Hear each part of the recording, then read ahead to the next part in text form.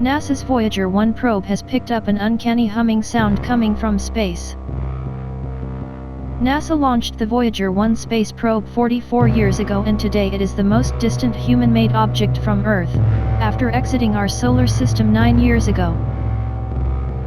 Since then, it has been exploring the near-emptiness of interstellar space and sending back valuable data to help us understand the world outside our solar system.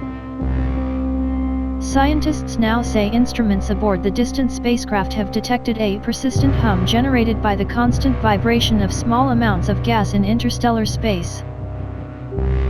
According to research published in the journal Nature Astronomy, this persistent monotonous humming is the sound of plasma waves oscillating, and it is very weak. A Cornell University-led team is studying the data sent by Voyager 1 from 14 billion miles away.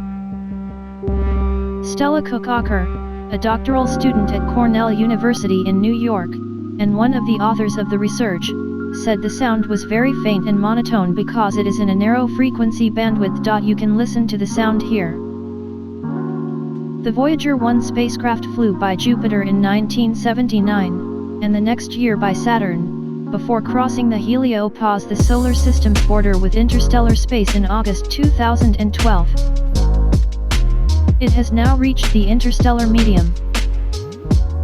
Previously, too, after crossing the heliopause, Voyager 1's plasma wave system detected oscillations in the gas, but those were caused by our Sunday.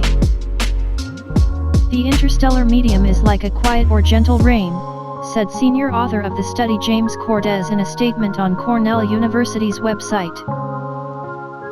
Researchers now believe that there is more activity going on in the interstellar gas than previously thought.